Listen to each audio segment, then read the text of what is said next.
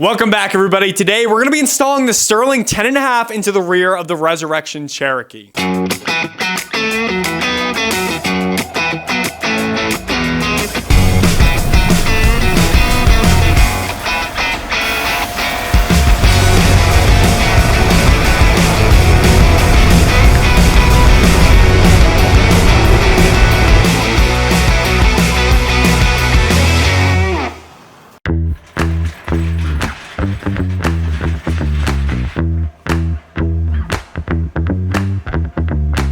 By the end of today's video, I can promise you at least one thing. We are going to make some serious headway on the 1-ton swap of the Resurrection Cherokee. In the past month, we made great progress on the overall build of the Cherokee. We've got some sweet new lighting. We did a lot of work on the inside of the Cherokee. But when it comes to the 1-ton swap itself, we haven't really done much in the past month. That's until today. Today, we will finally be installing the Sterling 10.5 into the rear of the Resurrection Cherokee. This is huge. This thing will finally be able to sit on its own weight, front and rear. To make this happen, we need some parts, and I've got some very exciting news regarding that.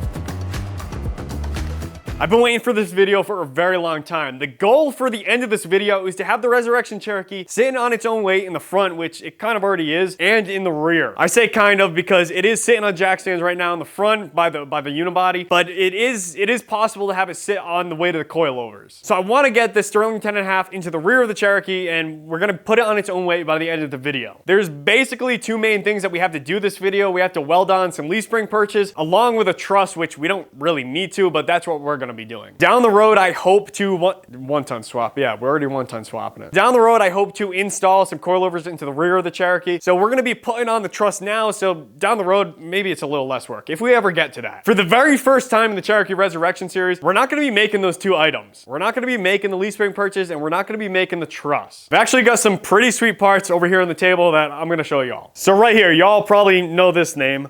Barnes 4-wheel drive. Barnes 4-wheel drive saw what we were doing to the Resurrection Cherokee, and they wanted to be a part of it. So they sent me over a lot of really good stuff that's gonna help speed up this process of building the Resurrection Cherokee. In this video, we're gonna be installing this truss. This is a little shorty truss for the 10.5. And we also got right here, we've got some U-bolt Eliminator spring perches. So we're not gonna be using U-bolts with these. We're actually gonna be using 5/8 hardware. I went and picked some of that up because it does not come with the hardware. See right here, we've got the top plate. This is made out of, I believe, 3/8. I'll double check on that for y'all. The top plate is, that's definitely 1/4 inch. So yeah, I think it's safe to assume that's 3/8 right there. And then also, like I already showed you, we have the shorty 10.5 truss. I don't know if they actually call it a shorty truss, but they do have a full length truss that goes further down on the tube. So we're gonna be calling it a shorty truss. If we ever put coilovers in the rear of the Cherokee, we're gonna have this truss already welded onto the 10.5.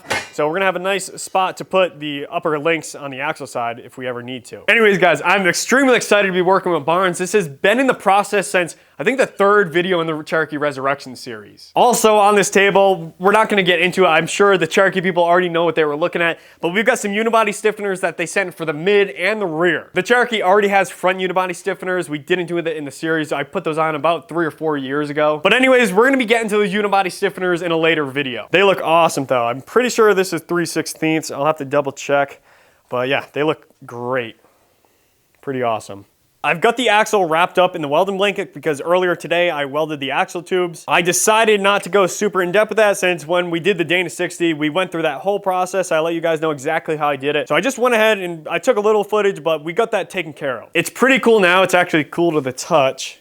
You can actually feel that the blanket's a little bit warm, but it should be cool enough. It's been only sitting wrapped up for, I don't know, probably about 5 hours. Ideally, we would want it to sit overnight, but we don't got the time for that, so 5 hours should be plenty enough to cool down. Like the Dana 60, I stick welded these tubes with the same vintage Lincoln arc welder that was my grandfather's. We talked about it in the Dana 60 axle tube welding video. Stick welding is by far the preferred and correct way to make the two dissimilar metals of the tubes and the center section. I don't want to have any issues down the road with these axles, especially a tube twisting in the housing. That could ruin a trip very quickly. So doing this the right way is extremely important to me.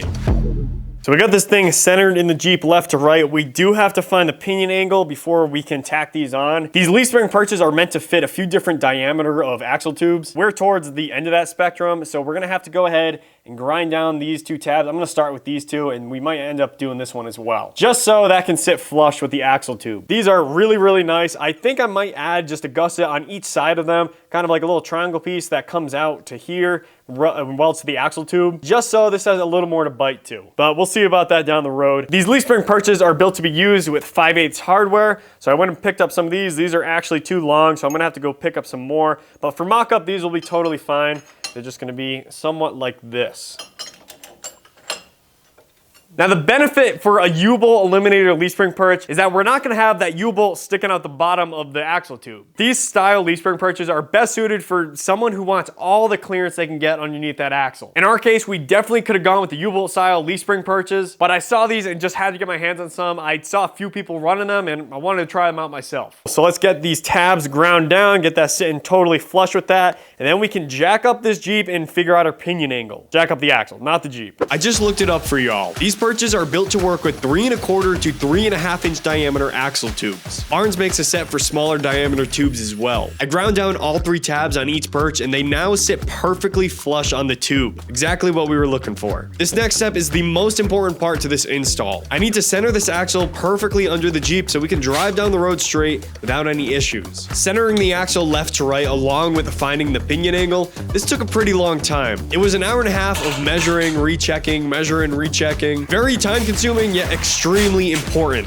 I've made some good progress. The next step is to tack on those spring perches. Before I go any further and do that, I want to show you guys exactly where I'm at. So I just spent quite a bit of time, roughly like an hour and a half, making sure that this axle was completely square under the Jeep. I had to make sure it was good left to right and as well as the pinion angle. I had to set the pinion angle. You can see down here, I've got a piece of PVC that's kind of acting as our drive shaft, and I just matched the pinion angle right to that PVC. I went over this before when we set up the Dana 60 up front, so I'm not gonna get super in depth with it. Since we're gonna be using a double cardan drive shaft here in the rear, it's the same thing for the front. We want this pinion pointing straight at that transfer case. So that's exactly what I got going on right here. I think we're at, I don't know what the max angle for a Sterling 10.5 is, but we're roughly around 14 degrees. I should also note we're at ride height right now. So we're gonna be using, obviously, the 40s on the Jeep.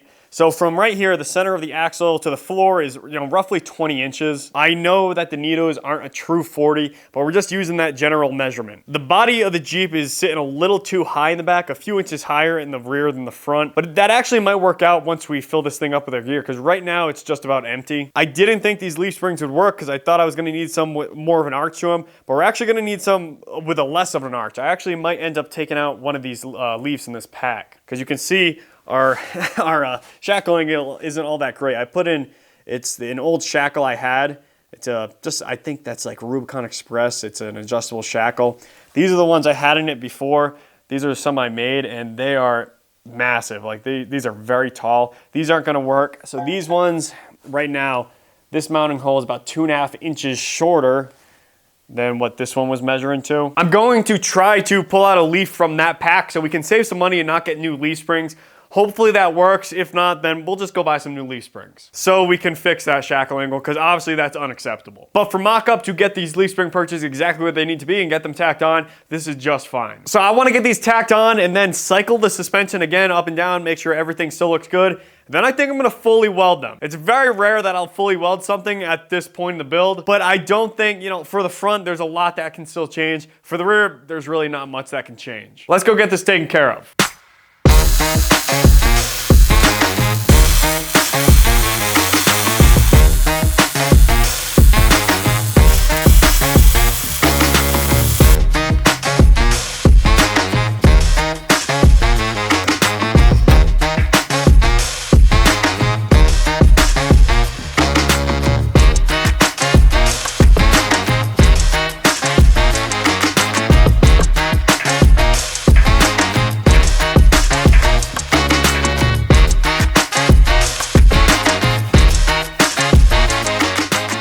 those leaf spring perches tacked into place, and I cycled the suspension, and everything seems like it's still where it needs to be. Not that it was going to move, but I wanted to check, just to double check. This tire is also sitting roughly where it needs to be for a 3.5-inch backspace and wheel, which we're gonna be going with in the future. It's definitely sticking out quite a bit. This is gonna be a very wide Jeep. But yeah, it looks good either way. It's got plenty of space here on the sides of the wheel well. The rear of this Jeep is sitting quite high right now because the front is roughly where it should be, but this is about 1 to 2 inches higher in the back. If anything, when we get the new leaf springs and the new shackles to correct that shackle angle, this is gonna be dropping down 1 or 2 inches. So this tire will be closer to the wheel well, but it should be all right overall. We're gonna have bump stops back here as well as in the front, so we shouldn't have to worry about that. Anyways, I think the next step is we're gonna be going ahead, we're gonna pull this axle out, we're going to fully weld those leaf spring perches as well as the truss. I'm gonna be taking note of the pinion angle that the axle's at right now, so once we get it out of the Jeep and onto the jack stands, we can put it at that pinion angle. And then from there, we can weld on that truss. It's not like me to fully weld anything at this point in the build. The front still has to be fully welded. Literally everything is just tacked together up there because there's still a lot of factors in the front for those brackets and where they go. But for the rear, I mean, it's pretty straightforward. Those brackets are where they need to be. Anyways, this video is probably going to be pretty short. We're going to pull this out now, get this welded together, and I don't know, wrap up the video.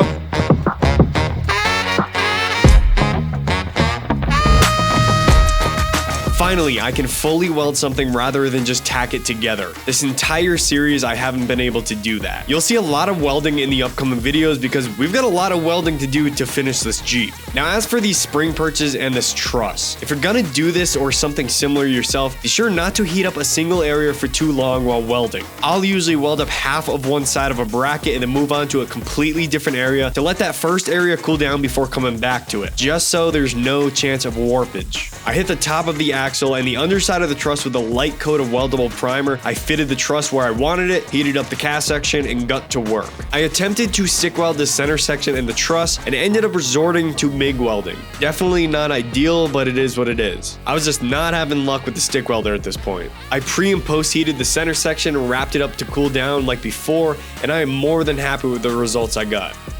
Getting pretty late in the day, but I've got a lot done so far. I got a little carried away and I didn't end up filming all that much, but I got a lot done. It's looking awesome. It is an absolute disaster in here. It's a mess. I gotta do some cleaning. But for now, let me show you all what I've been doing. I've got everything finished welded on this axle. It's ready to go into the Jeep. I've got the center section wrapped up because we're letting it cool down.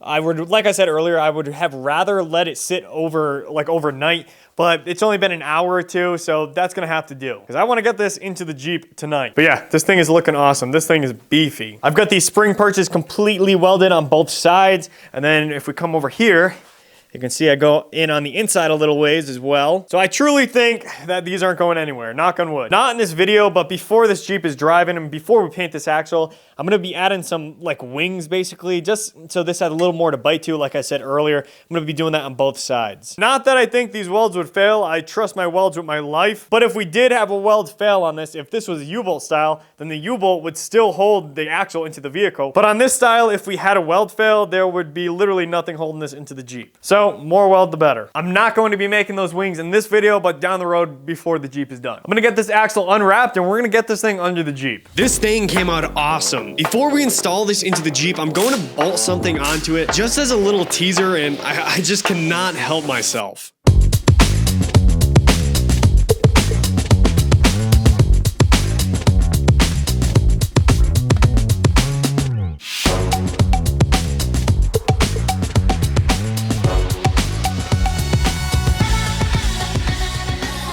All right, we've got the rear axle in the Jeep. Let's go take a look. The Jeep is sitting on its own weight in the rear right now, not in the front, but we're not gonna get into that. We're worrying about the rear. So forget what I said earlier. This rear axle is holding up the weight of the Jeep along with the leaf springs. You can see right here. Can you see that? Oh, not really. The jack stand is not touching the unibody right here, so that's good. This hub from the center to the ground is roughly 20 inches, so that accounts for the 40 that we're gonna have on here. Everything is fully welded. We got the truss fully welded down here. The leaf spring perches are fully welded. It's looking really good. And then I did this just to kind of hint at a future video.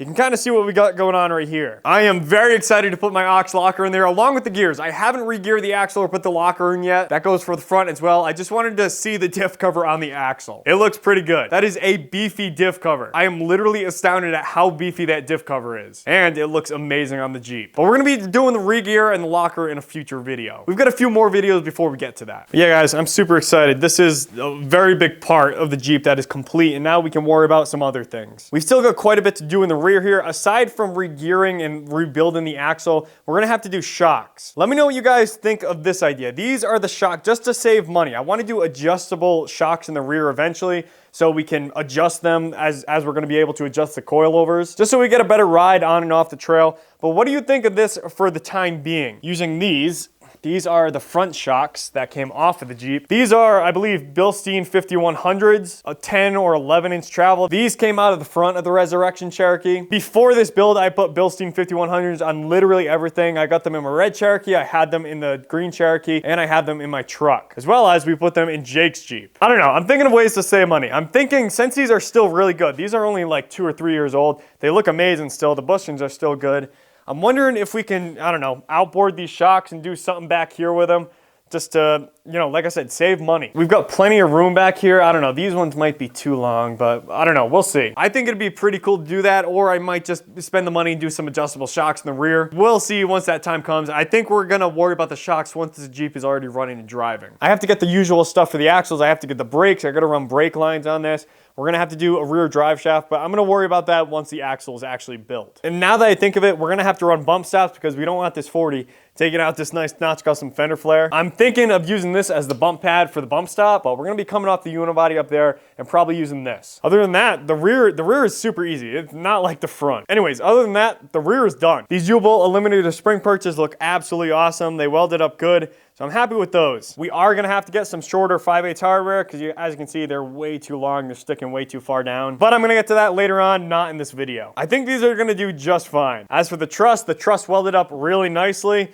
It looks really good. You can see we've got a pretty harsh angle on it. I decided to put the face of the truss at the same angle as basically the front mounting face of the diff cover. That's just what I felt like doing. There's only so much you can rotate this back or rotate this forward, and I think this looked the best. It looks like we're not gonna hit anything up top here, and we're gonna clear the gas tank, which is good because I was kind of worried that we weren't gonna be able to. Other than that, super happy with these leaf spring perches, guys, from Barnes, as well as the truss. Now in the future, if we ever do coilovers in the back of the Cherokee, we're gonna be able to use the top of this truss to mount our upper control arm mounts. So I guess we'll save a little time in the future. Anyways, guys, it's looking awesome down here. I'm really happy. I think this is gonna be a quick video. We really, I mean, in the big picture of things, compared to what we did before, we really didn't do much today. I did a lot of finish welding today, which I guess I'm pretty happy about because during this build, I really haven't got to do much welding. Just done a bunch of tacking together. That's gonna change here pretty quickly though, because this is all done now, and right now we're gonna have to jump to the front and do a lot of finish welding to that front axle. I think that's gonna be the next step. Anyways, this Jeep is sitting on its own weight in the rear. That's what we wanted to accomplish today, and we did that, so I'd say that's a win. Now it's on to bigger and bigger projects. This was a pretty big deal, but it's gonna get even crazier from here on out. From here, I think we're gonna go ahead and jump to the front axle. We're gonna finish making all the pieces that we need to for that, finish weld that entire thing, and then I wanna get this Jeep turned in the shop. Because right now, I feel like it's just so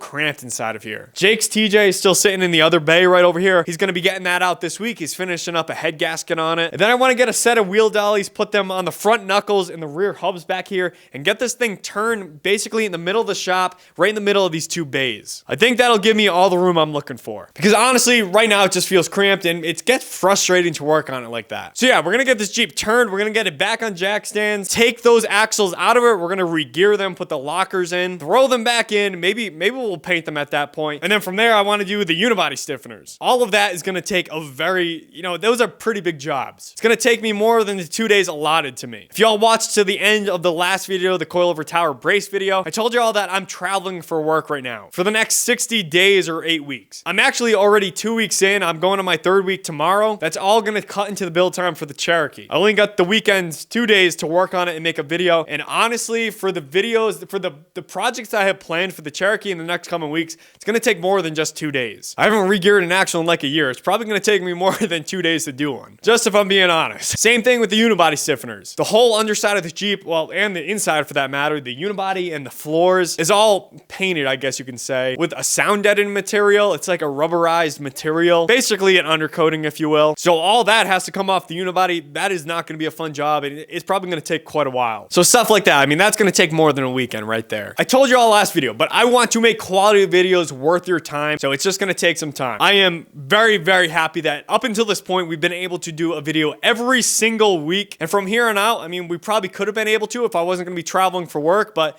it is what it is. We're gonna get this thing done the right way and in a timely fashion. Anyways, I'm very excited for the next coming weeks. We're gonna make some legit progress on this thing. I'd like to say thank you to Barnes for supporting us and supporting the channel. They sent us a lot of great products that are really gonna help speed up the process of getting the Resurrection Cherokee back out onto the trail. I'm extremely thankful for that. If you enjoyed this video, then there's plenty more to watch. This is part 11 of the Cherokee Resurrection series. There's 10 videos before this that you can catch up on. And another 3 part of the Cherokee Resurrection series that aren't part of that 10. So go check those out as well. Consider subscribing if you enjoyed the video in the series so far. It would mean a lot to me. We're trying to hit 4,500 subscribers by the end of 2024.